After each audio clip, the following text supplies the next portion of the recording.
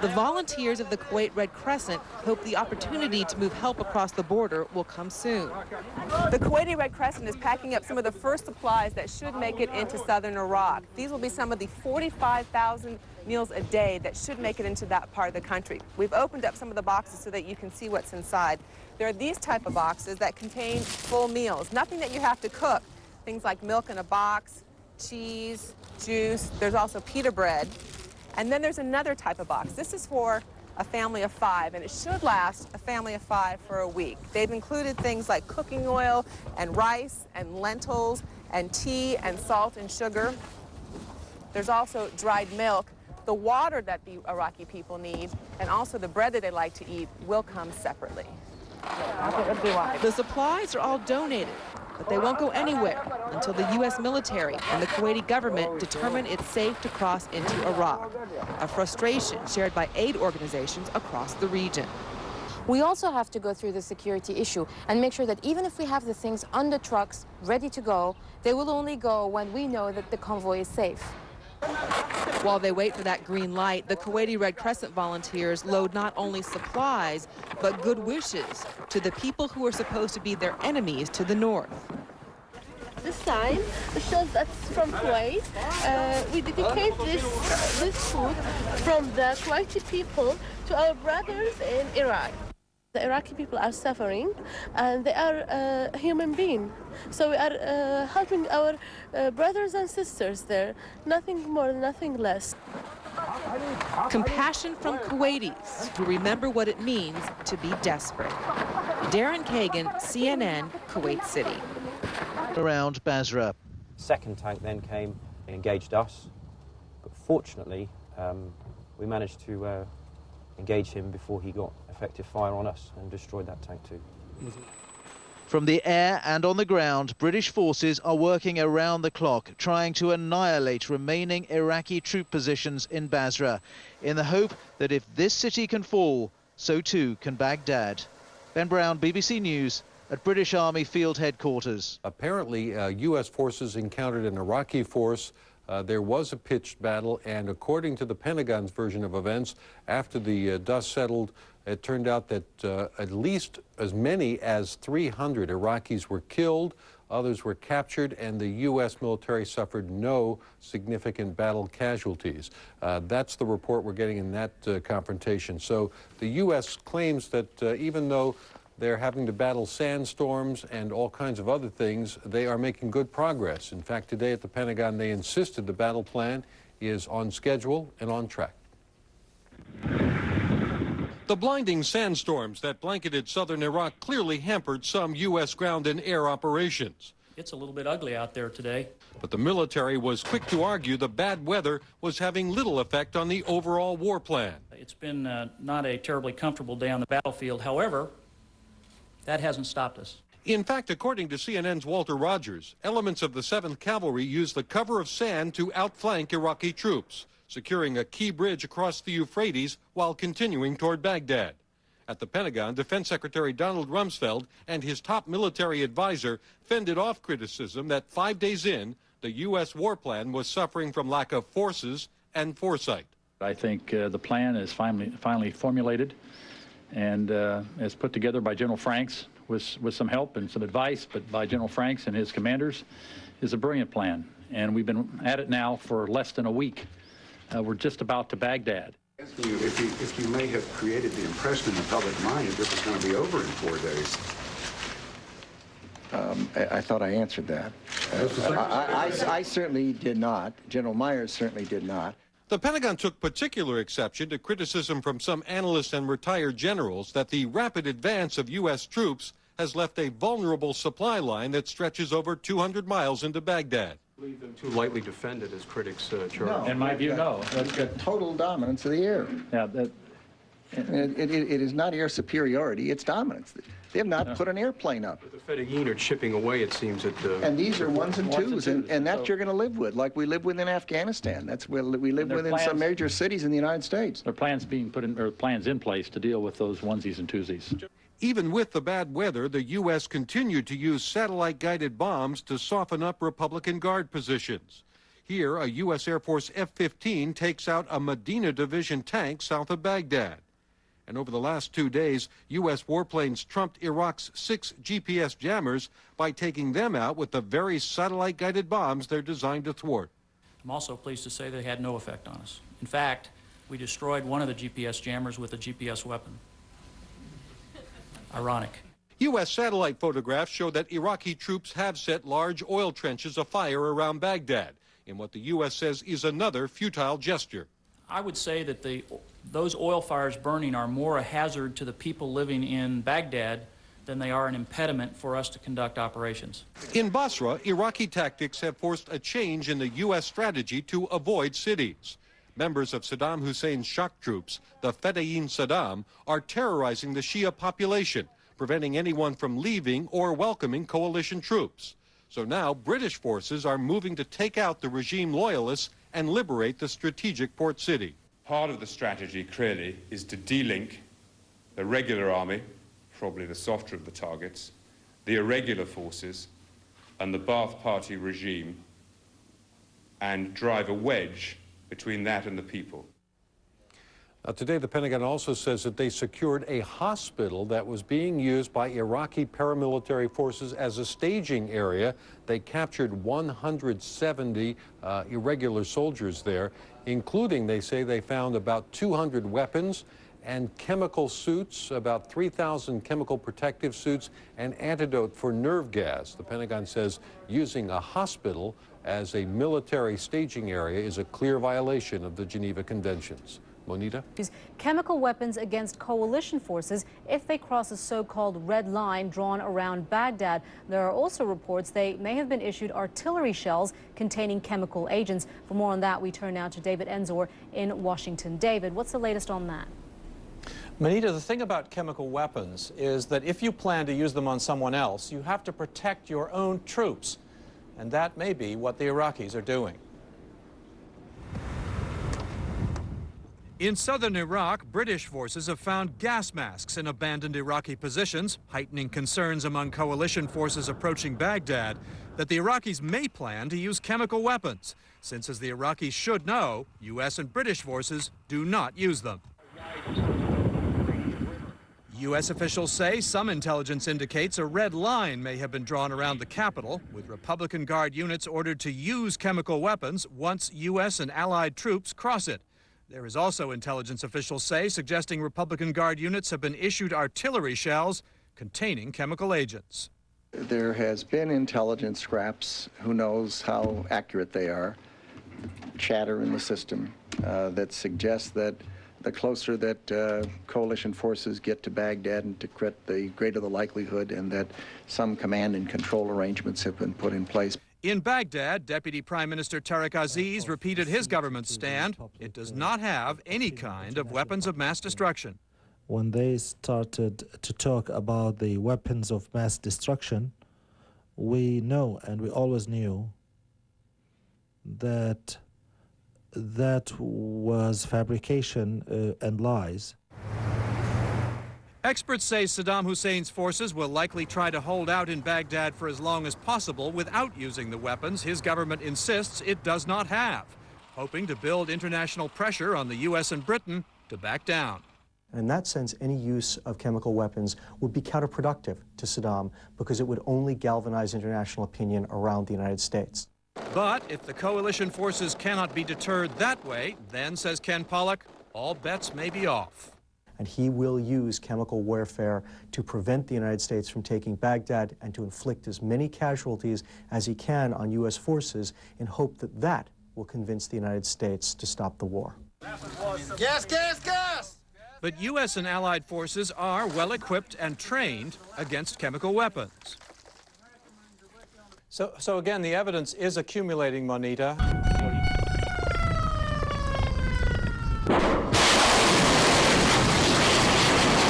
Despite a rainstorm sweeping across the Gulf, the bombardment of military and leadership targets resumed based on fresh intelligence.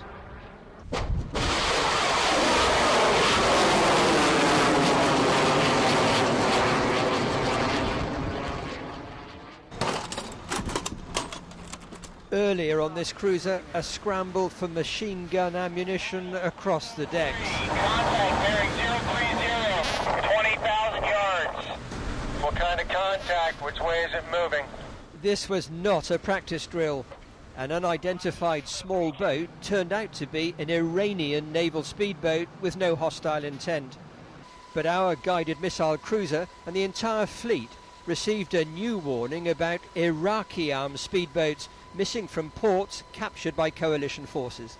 I think that's one of our most serious concerns, is that we do not know where they are. We don't know how many they are. Suicide attacks are a very real threat. Hey, mouse on the forecastle up there. Because of that, the armory here broke out extra weapons and ammunition for what are called rapid reaction teams to share guard duty around the clock.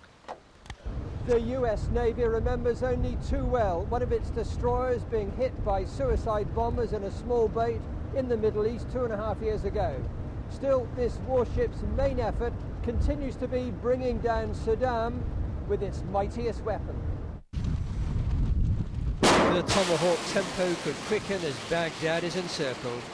Bron Barron, BBC News, on the USS Mobile Bay. It continued for a second straight night, and it was the most intense yet. Heavy machine gun fire, mortars and helicopter gunships were all involved in the fight as the US military pushes north towards Baghdad. Last night's airstrikes, totaling over 40 explosions, also hit the Iraqi TV station in the centre of the city. The channel stopped broadcasting at the time of the raid, but is now back on the air. The MOD this morning justified the attack, claiming the station was being used by Iraqi leaders as a command centre. Officials at the station blamed a blackout on a technical problem with a transmitter. In the studio later this morning, an Iraqi academic spoke of how the state TV put out the word of truth, exposing the fake lies of the British. Outside Basra, American and British forces aiming to stop anyone from getting in or out of Iraq's second city. What's happening inside is more difficult to establish. Phone lines are down, electricity supplies disrupted. People queue for what water and gas remains, although 40% of the water supplies are said to have resumed. There's no confirmation of a popular uprising against Saddam Hussein's Ba'ath Party loyalists. A journalist inside Basra for Arab television reported no sign of unrest. British commanders, though, say they saw soldiers dressed as civilians firing mortars at other Basra civilians, and as a result, the British attacked those positions. The theory here is that those people are, in fact, Iraqi paramilitaries, and they're just trying to give over the impression that they're civilians. They hope, and again, the commanding officer said here, they are inspired by the news that maybe there are some people who are willing to stand up and try and fight the Iraqi troops, because that will make their job easier. The US-led forces believe the mainly Shiite population of Basra may be too frightened to rebel against its leaders. In the last Gulf War, their revolt was brutally put down. The tactic here to try to show Basra's civilians that this army supports them. The British targeted the Ba'ath Party headquarters with a £2,000 precision bomb and have Saddam Hussein loyalists in their sights. What I can confirm is that there was a patrol from the 7th Armoured Brigade the night before last who managed to get into a meeting and kidnap and take one of the Ba'ath Party members, and have now got him back in the location and they're questioning him now. Iraqi prisoners of war and caches of arms have been taken by US Marines further west near Nasiriyah, the scene of heavy fighting for the last few days. British troops are now engaged in battle north of the town, fierce Iraqi resistance holding up their advance on Baghdad. In the south to the Nasiriyah, the citizens, the armed citizens, volunteers, and the tribesmen, the brave, heroic Iraqi people, and the fighters of Ba'ath Party, the heroic in the south of Nasiriyah, they are surrounding 12 tanks, and now they are practically destroying them. In Diyala, the brave fighters in Diyala downed a Predator plane, and our photographic crew that belongs to the TV and radio took some footage of that and with footage of that plane and two others, and today we will show these downed planes that they call this a miracle. They use it to assassinate citizens, downed it. All right, we've been listening to Iraq's information minister heap scorn on U.S. Secretary of Defense Donald Rumsfeld, saying the U.S. strategy is stupid. He also says that U.S. and allied forces have not only been halted south of Baghdad, that they have been pushed back. He says cluster bombs are being used in a crazy, hysterical way. More from Saeed al-Sahaf, as he said that Iraqi forces in the south had not knocked out, but had taken over 2 U.S. tanks and captured their crew members. Now, in the past, when they have made these claims, no matter how skeptical people have been, they have been bringing in the crews, whether it was a helicopter, whether it was soldiers. They have been parading them on television, much to the chagrin of U.S. officials. Perhaps one of the reasons why Iraqi television, at least its satellite facilities, were blasted off the air overnight. Just seen an airstrike in this area behind me. The wind has just dissipated the 3 plumes of smoke that went up along that ridge line there. As I say, within the past several minutes, this is the first time there's been an airstrike in those Iraqi positions overlooking the now largely deserted town of Kalak. So over there, if you can see the river, you have the town of Kalak. This is Kurdish-held territory, Iraqi forces on those hills in the far distance behind me. And now this is at the end of this day, when we've seen in the first part of the day a series of 6 coalition airstrikes against targets in another section of the northern front in an area called Chamchamal, where my colleague Kevin Seitz was reporting very many large explosions aimed at a bunker complex on top of one of the ridge lines there. Over at Chamchamal, you have the main route into Kirkuk, and here behind me, you have defensive on the road into the northern Iraq's other important oil-producing area, the city of Mosul. So I think what we're seeing here over the past many hours today is the beginning of a softening up process by coalition warplanes against Saddam Hussein's 3 army corps which defend this northern front line, about 120,000 men. We understand from Kurdish sources, intelligence sources, that behind the ridgeline, the Iraqis have defense in depth, including artillery pieces, including rocket launchers, and of course tanks. And some of those pieces of hardware, some of that armor is within range of Kurdish populated areas, which have now largely been evacuated since the war got underway. It's also worth pointing out, Jim, that this opening up, if you like, as far as airstrikes are concerned, of 2 sections now of the northern front coincides with greater numbers of U.S. special forces now dispersed in this part of the battlefield. We know there's been a slow incremental build-up of those special forces who are working now in close cooperation and coordination of the United States Army. Now and Marine Corps in actual fact, and we also understand that the Kurds are now helping in specific target identification, that they're assisting U.S. Special Forces forward air controllers in the acquisition of the kind of targets we're seeing now. So a very important development going on here. This also, Jim, coinciding with concerns amongst Iraq's 4 main opposition groups that the northern Iraqi front is important for the defeat of Saddam Hussein's control over Iraq. Jim. Port of Qasr, Royal Navy minesweepers are completing the task of clearing a way for aid to reach the estimated 2 million people in Basra without water. We haven't lost anything, we haven't lost anybody. We've come in, done the job, cleared the channel, let the other ships come in. Humanitarian aid is also on its way to the city over land from Kuwait. Further north on the road to Baghdad, American Marines are being harried by Iraqi forces and have called in helicopter gunships and artillery to the north of Nasiriyah. Iraqi officials say over 500 civilians have been wounded here and 200 homes destroyed. British troops too are in the area. Coalition spokesmen say resistance has been sporadic and the momentum of the advance on the capital has not been lost. Lawrence McGinty, ITV News. With very similar intensity now for the last 4 days. 10 Marines killed so far, and they by no means have control of the city. What they've done, this road behind me here is part of the Western Bridge. There are two key bridges here, one here which goes up and over the Euphrates, lost in the mist today, I'm afraid we can't show you it, but the Euphrates River there, and then going on about 4 or 5 miles down a road which has been christened Ambush Alley because of all the trouble they've had with it. There is a second bridge over the Saddam Canal. Now, this is the main supply route north from Kuwait up to where the armies are now approaching Baghdad. There has been stuff piling up this road, not only soldiers, but also logistics, food, fuel, water, all the things an army needs, and they have to secure this. But really, they've only got a corridor, 200-300 yards on either side, and a lot of tanks and heavy equipment on the bridges themselves. That's the only security they have here. Elsewhere in the city, there are upwards of 1,000 people still fighting a guerrilla war against them. Now, this morning, a family came out, and we were able to talk to them, one of the very few refugee families who got out.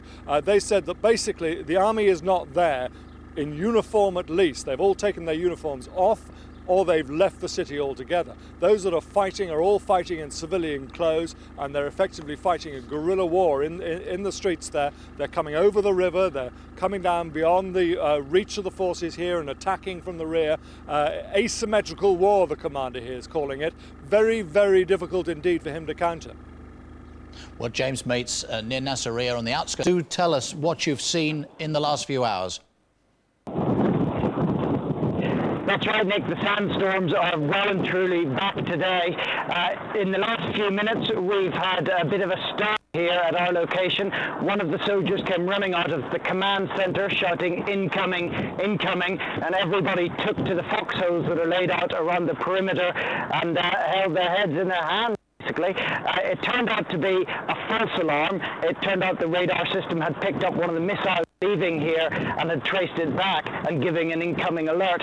But I think it's been a healthy reminder to everyone of just how alert and careful they have to be. And certainly I can see a lot of soldiers who are making their foxholes that little bit deeper here just now. We've also had a bit more information about that engagement at Najaf. I've been speaking to some of the military intelligence people here. It seems it was a party of Ba'ath Party supporters who were travelling out of Najaf in a number of vehicles during the sandstorms, possibly using them as cover and attack a US unit. They did run into a US unit, but it wasn't one they would have wanted to have found. It was a cavalry unit equipped with Abrams tanks and Bradley armoured fighting vehicles, which are just about the toughest fighting equipment to be found in this sort of terrain. And I think that goes some way to explaining just why the Iraqis took quite so many casualties. Because although there was a sandstorm, the American equipment is using thermal imaging equipment. They can see through the sandstorm, and they have very powerful weaponry against which the Iraqis seem to be using basically the AK-47s and the rocket-propelled grenades that they're equipped with. So they managed to stop 3 of the American vehicles moving any further, but they couldn't stop them. They couldn't stop them firing, and I think that explains why the casualties on the two sides were so very different in that engagement. Nick, our attacks against the regime remain direct, and we believe they're effective. And I've got 5 weapon system video clips to show you today, and these were all taken within the last 2 days. Let's bring up the first one, please. This is a bridge out in western Iraq, and there's a military vehicle that's positioned up underneath of it. You'll see it attacked. The weapon comes in from the far right underneath of the bridge, and the bridge remains intact afterwards.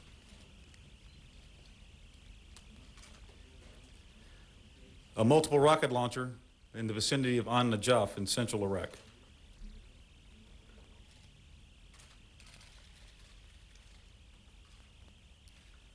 A hardened air shelter near Karbala in central Iraq.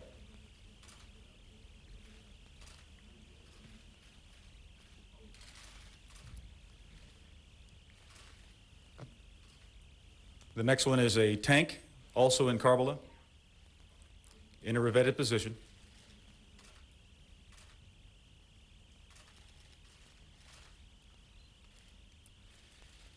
And finally, a military headquarters building near Karbala.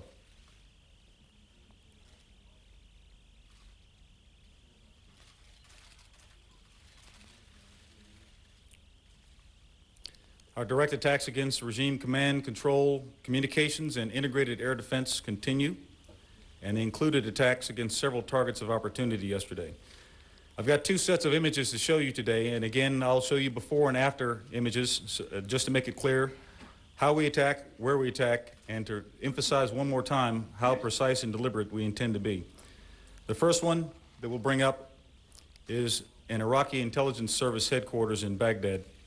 On the image, you'll see the split in the road, and the headquarters facilities really go on both sides of the road, but the right side of the split is really where the targets were located. I would say also it's within 1 block of a mosque, a school, and a prison in multiple directions around the outsides. The next image, please. The post-strike image shows an effective attack against the targeted facilities, and this is the split view that shows them both.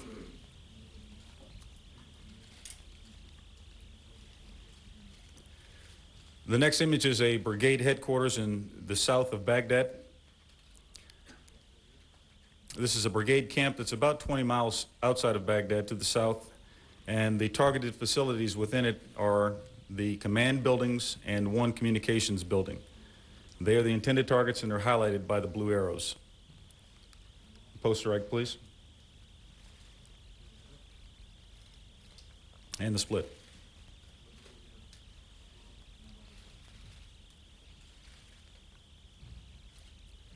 Our coalition special operations forces continue to set conditions for our conventional forces by calling in close air support on military targets, including last night, the destruction of the Ba'ath Party headquarters in As-Samawa. Our land component remains on track and had action at several places, and I'll highlight some of those to you this afternoon. Let's bring up this map, please.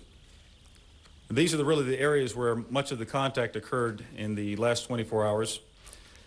First, southeast of An-Najaf, there were a series of engagements that occurred over the period of about 3 to 4 hours. Coalition forces of U.S. 5th Corps sustained a few damaged vehicles and, in turn, inflicted significant damage on the Iraqi force. Near An-Nasiriyah, the 1st Marine Expeditionary Force gained control of a hospital that was in use as a paramilitary headquarters, staging area, and storage area.